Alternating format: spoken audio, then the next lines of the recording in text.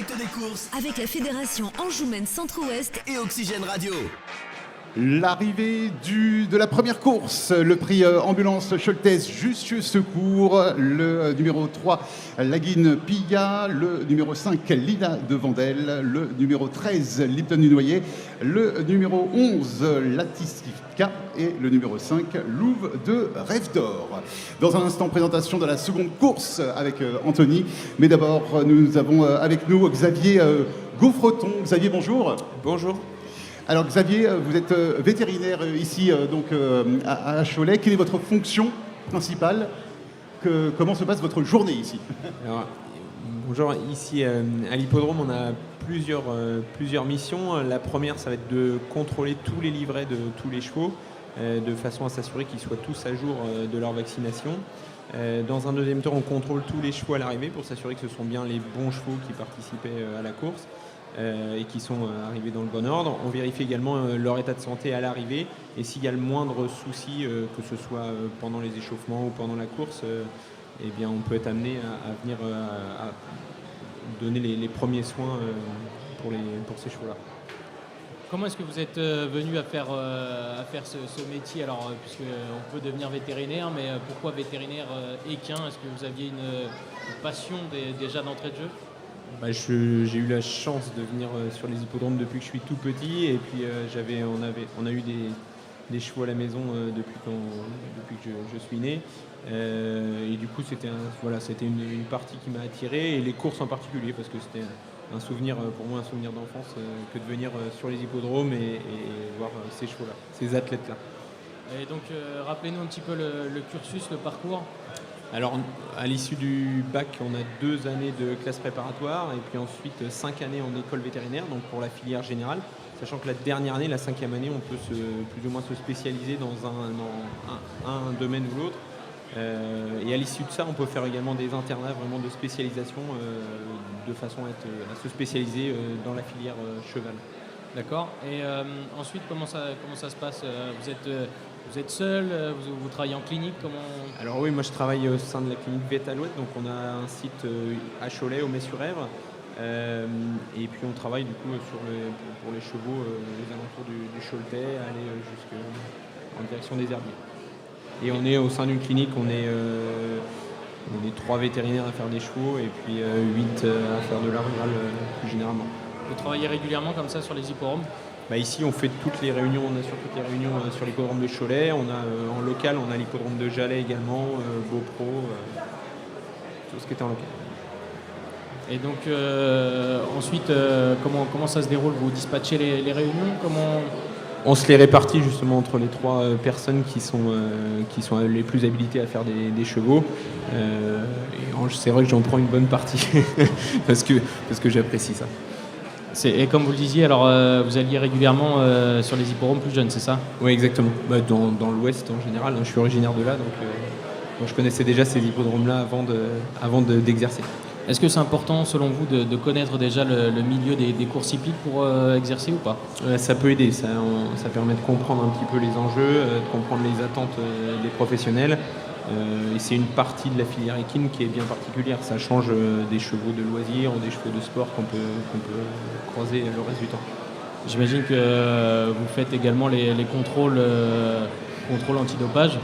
Alors ça non, c'est d'autres vétérinaires qui s'occupent des salivariums. Nous on a vraiment en charge uniquement les soins apportés aux chevaux et puis les contrôles de signalement avant et après les courses. Et donc c'est 2 parties bien distinctes. C'est 2 parties bien distinctes et pour les vétérinaires de salivarium, non, c'est d'autres vétérinaires qui viennent effectuer ça. Est-ce que vous êtes amené, vous, personnellement, à le faire de temps en temps? Non, pas du tout. Non, pas du tout.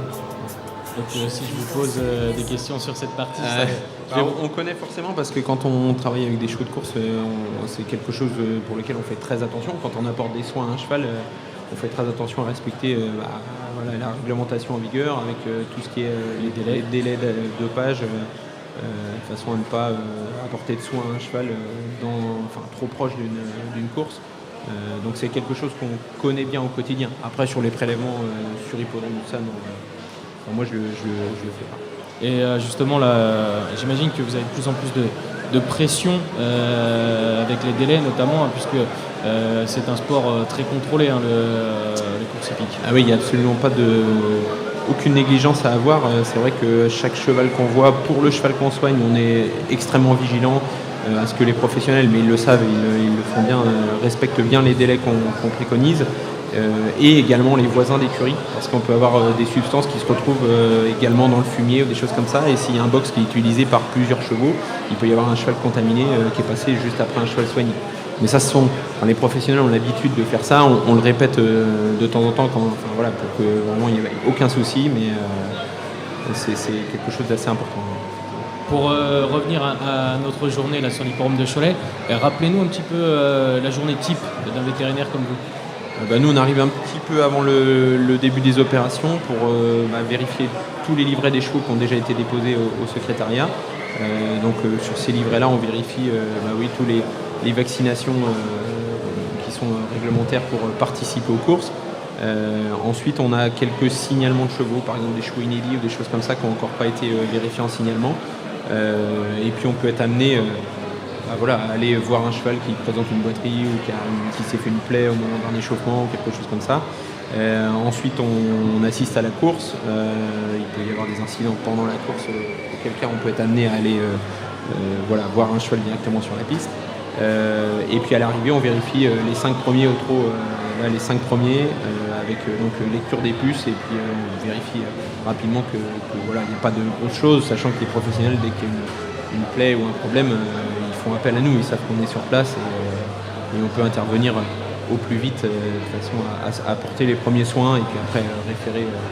Alors pour revenir au plus, l'objectif c'est de vérifier que c'est le bon cheval qui a bien couru. Exactement.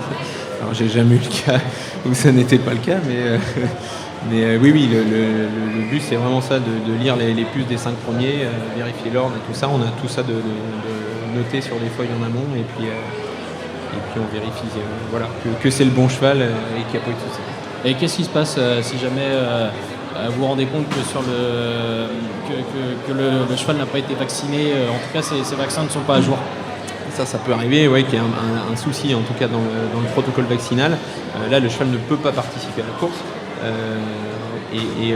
Ça, on réfère après au commissaire, c'est les commissaires qui vont prendre ça en charge, mais effectivement, quand on a des réunions comme ça avec plus de 100 chevaux sur place, il faut vraiment que les vaccinations soient vraiment à jour pour éviter toutes les épidémies qu'on a pu avoir les dernières années. Alors parfois en plus, donc il faut que le carnet soit à jour, mais également sur Internet, on peut mettre à jour les vaccins. Oui, exactement. Maintenant, les professionnels ont un site sur lequel ils rentrent eux-mêmes les dates de vaccination. Donc ça fait effectivement deux registres avec le livret pour le cheval qu'on vérifie sur place et puis le format informatique qui est rempli pour le trot. Merci d'être passé nous voir. Merci à vous. On en sait un petit peu plus sur votre rôle sur un hippodrome. Le rôle d'un vétérinaire, vous l'avez compris, est vraiment très important. Merci, je vous laisse continuer à œuvrer. Merci beaucoup, je vais y aller. Ouais. Il y a encore pas mal de boulot. Et dans un instant, Tony, c'est le prix d'Épanne Express, la deuxième course. Le départ est à 14h20.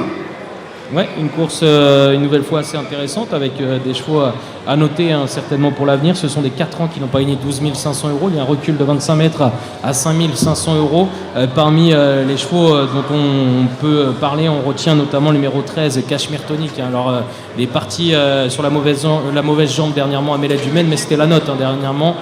Cashmere Tonic, s'il reste sage d'un bout à l'autre du parcours, il est capable de renouer avec le succès. Attention également à Corinto Bello, lui aussi s'est montré fautif dernièrement, c'était sur l'hippodrome d'Angers. Il faut certainement le reprendre, c'est l'une des bonnes chances. Également parmi les bonnes chances, on retrouve pourquoi pas le numéro 11, Crackot Girl, qui partira au premier échelon de départ. Crackot Girl qui est capable de bien faire. Ça sera une question de sagesse avec elle, alors ça sera tout ou rien une nouvelle fois. Mais sage, elle peut pourquoi pas surprendre, d'autant plus qu'elle évoluera déférée des 4 pieds. Et puis au deuxième échelon, également parmi les chevaux les plus joués, on retrouve Calamine avec Paul Ploquin qui a remporté la précédente.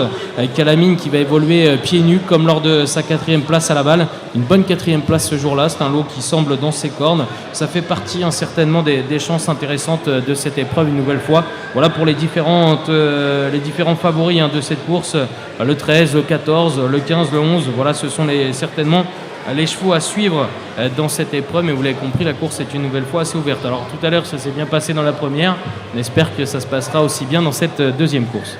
Le replay de la première course, de la deuxième course dans un instant. Et la deuxième course, ça démarre maintenant.